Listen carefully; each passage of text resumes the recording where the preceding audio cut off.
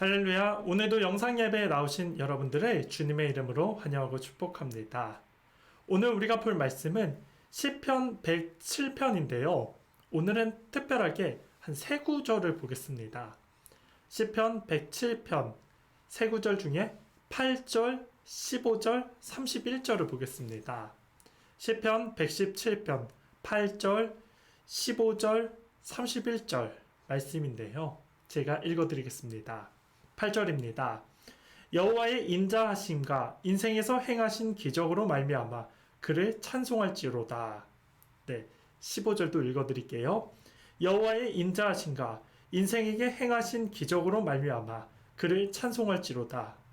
31절도 읽어드리겠습니다. 여호와의 인자하심과 인생에게 행하신 기적으로 말미암아 그를 찬송할지로다. 아멘. 우리가 오늘 보았던 이 말씀은요, 사실은 세 구절이 다 똑같은 말입니다. 하나님께서 자기 백성을 먹이시고 입히시는 그 내용을 돌아보면서 주님을 찬양하는 내용이 오늘 보았던 말씀입니다. 근데 이 말씀은요, 결과는 똑같은데 상황은 사실은 조금 달랐습니다. 먼저 첫 번째 장면은 이제 이러한 장면입니다. 4절에서 7절에 나오는 내용인데요. 어떠한 사람들이 광야 사막에서 방황을 하게 됩니다.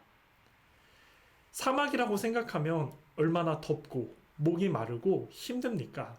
마찬가지로 이들이 겪고 있던 상황 역시도요, 똑같았습니다. 목마르고 배고프고 너무나 힘들었습니다. 그래서 이 사람들이 근심 중에 여호와께 부르짖어 기도를 합니다. 하나님께서는요, 이 부르짖는 소리를 들으시고 그들을 인도해 주십니다. 건지시게 되는데요. 특별히 건지신 것뿐만 아니라 그들이 안전한 성읍까지도 주님께로 인도해 주셔서 그들이 사막에서 벗어나 주님의 도움으로 성읍에 들어가게 됩니다. 그래서 저자가 얘기한 겁니다. 8절에 여호와의 인자하심과 인생에서 행하신 기적으로 말미암아 그를 찬송할지로다. 그러니까 이런 것 아니겠습니까? 봐라, 너의 삶이 지금 앞이 보이지 않고 힘들었지만 하나님께 기도했더니 주님이 너의 인생을 가장 안전한 이러한 곳, 성읍으로 인도하지 않았냐? 하나님을 찬양해라. 이러한 뜻입니다. 두 번째 장면은요, 10절에서 14절에 나오는 장면인데요. 이런 거입니다. 어떠한 사람들이 똑같습니다. 흑암과 사망의 그늘에 앉아 있었습니다. 근데 이 사람들은요, 상황이 좀 많이 심각합니다. 왜냐면 이 사람들은요, 그 몸속에 그 곤고함이라는 쇠사슬로 막 다 묶여 있습니다. 풀리지도 않습니다. 근데 이 사람들이 왜 곤고에 이러한 쇠사슬로 매여 있냐면 바로 이 사람들은요, 하나님의 말씀을 거역했기 때문에 아마도 그런 것 아니겠습니까?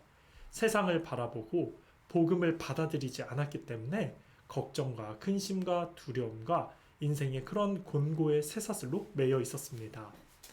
도와주는 사람 없습니다.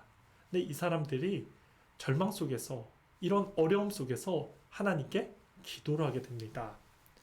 하나님께 기도합니다. 환난 중에 부르짖습니다.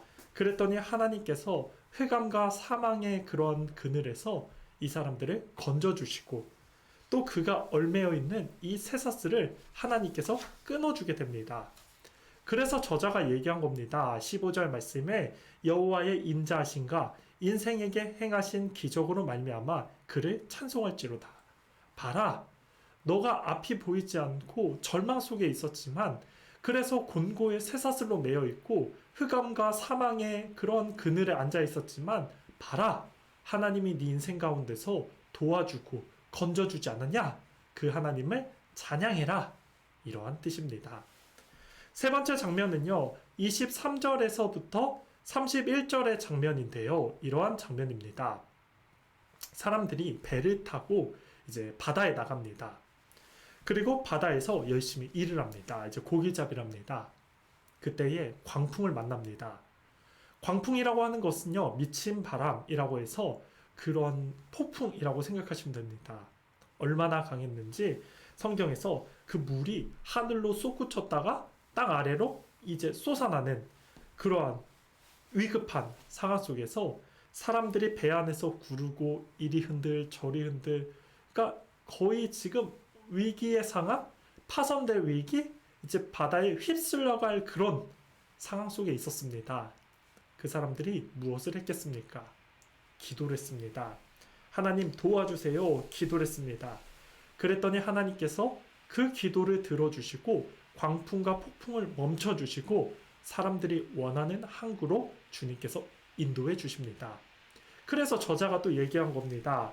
31절에 여호와의 인자하심과 인생에게 행하신 기적으로 말미암아 그를 찬송할지로다 얘기합니다. 봐라, 너 인생 속에서 하나님이 네 인생에 개입해 주시니까 하나님이 그 모든 상황, 사람으로서는 할 수 없지만 하나님이 다 이루어 주신 것이 아니냐. 그 하나님께 찬양해라. 돌아보면 하나님의 손길 안 미친 것 없기에 하나님을 높여라, 기억해라, 이렇게 얘기했습니다. 여러분 잘 보세요. 사막에서 방황하던 사람들, 곤고와 사망의 정말 절망 속에 있었던 사람, 폭풍 속에서 정말 위험, 생명의 위기를 겪은 사람들이 다 기도하면서 주님의 도우심을 입었습니다. 이후에 32절부터 마지막 절 말씀도 마찬가지입니다. 주의 백성들이 모이고 장로들이 모여서 이제 하나님을 기억하고 하나님을 찬송해라. 하나님께서 안 베풀어 주신 것들 없지 않냐? 그러면서 주님을 높이자. 뭐 이러한 귀한 이러한 말씀들입니다. 제가요, 이 세 절 말씀들을 묵상하면서 참 많은 것들을 돌아보게 됩니다. 여호와의 인자하심과 인생에게 행하신 기적으로 말미암아 그를 찬송할지어다. 여러분, 인생 속에서 돌아보면요, 정말 하나님께서 도와주지 않는 것들이 하나도 없었습니다. 가만히 생각해 보니까 하나님께서 제 인생 가운데 베풀어 주신 손길이 너무 많았다는 것입니다. 나는 그 상황이 너무나 어렵고 기도만 했을 뿐이었는데 돌아보니까 그 기도의 내용들이 다 이루어졌습니다. 우리 하나님은요, 불꽃 같은 눈동자로 우리 인생을 항상 주목하고 있고 기도를 다 하나님께서는 받으시고 하나님의 때에 이루신 것들을 보게 됩니다. 그래서 참 많은 것들이 생각이 났는데요. 사역지가 없을 때 사역지를 달라고 기도했을 때 하나님께서 사역지로 연결시켜 주었고, 또 대학원을 다닐 때 학비가 없어서 기도했을 때 하나님께서 학비를 또 주심으로써 학업을 잘 마칠 수 있게끔 해주셨고, 또 영혼 구원을 부르짖으며 기도했을 때 하나님께서 수많은 영혼들을 붙여주셔서 함께 복음의 은혜를 나누게 인도하시고, 또 배우자를 달라고 기도했을 때 하나님께서 좋은 돕는 배필을 주시면서 지금 행복한 가정까지도 이뤘습니다. 그러면서 돌아보니까 하나님께서는요, 정말 크고 작은 문제들 기도했더니, 그 당시에 부르짖고 기도했더니 주님의 때에 주님께서 다 이루어 주었습니다. 돌아보니 주님께서 다 하셨습니다. 여러분, 인생에 행하신 기적은 다 하나님께서 우리 인생에 개입해 주신 역사들입니다. 저와 여러분들 삶 속에서도요, 돌아보면 하나님께서 우리 인생 가운데 정말 안 이뤄준 것이 뭐가 있겠습니까? 우리가 잊을 뿐이지 기도했던 것들은요, 사실은 다 이루어졌습니다. 무엇을 해야 되겠습니까? 저는 이 말씀을 묵상하면서 그래, 더 크게 구해야 되겠다. 그래, 더 크게 부르짖어야 되겠다. 그래서 시편 81편 10절 말씀이 생각났습니다. 나는 너를 애굽 땅에서 인도하여 낸 여호와 내 하나님이니 내 입을 크게 열라 내가 채우리라 하였으나.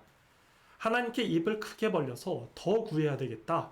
그래서 주님이 내 인생 가운데서 베풀어 주신 수많은 일들을 보면서 하나님이 살아계시구나, 하나님이 나와 함께 하시는구나, 주님을 찬양하는 믿음의 사람이 되어야겠다라는 다짐을 했습니다.